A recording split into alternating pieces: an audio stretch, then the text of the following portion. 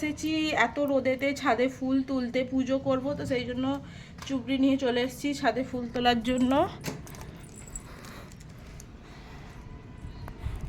এই যে আমাদের ছোট্ট খাট্ট ফুল গাছ, আজকে বেশি ফুল ফোটেনি, এই কটাই ফুটেছে। তো ফুলগুলো তুলি, প্রচুর গরম ছাদে, বাপরে পা রাখা যাচ্ছে না, প্রচুর গরম হয়েছে। এই যে ভাত শুক্তো, এখানে মা ভাত বাড়ছে, এই যে মাছের চাট করব, আর এখানে এই যে আমার বাবা খাচ্ছে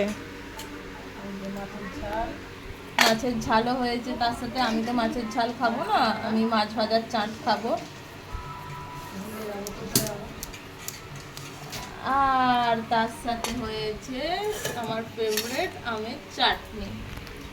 তো চলো খেয়ে নিই, খেয়ে দিয়ে তারপরে দেখি কি করা যায়। তো দুপুরবেলা আমি একটা আম নিয়ে বসে পড়েছি। এই আমটা ফ্রিজে রাখা ছিল, আমটা টক বলে কেউ খায় না, আমার জন্যই রেখেছিল, কারণ আমি মানে পেকে গেলেও আম কিন্তু সেটা টক হবে আমি পছন্দ করি। তো আমটা হেভি টক ছিল, আমার তো জাস্ট খুবই ভালো লাগছিল। তো খেয়ে দিয়ে তারপরে একটু আমি বসেছিলাম, তারপরে আমাদের এখানে একজন মানে জামা কাপড় বিক্রি করতে আসে, তার থেকে আমি এই ভি কাটিং চুড়িদারের সেটটা নিলাম। আমার তো খুবই ইচ্ছা ছিল একটা ভি কাটিং সালোয়ার স্যুট নেবার, আর আমি সালোয়ার স্যুট পরিও নি, তো তাই জন্য নিলাম।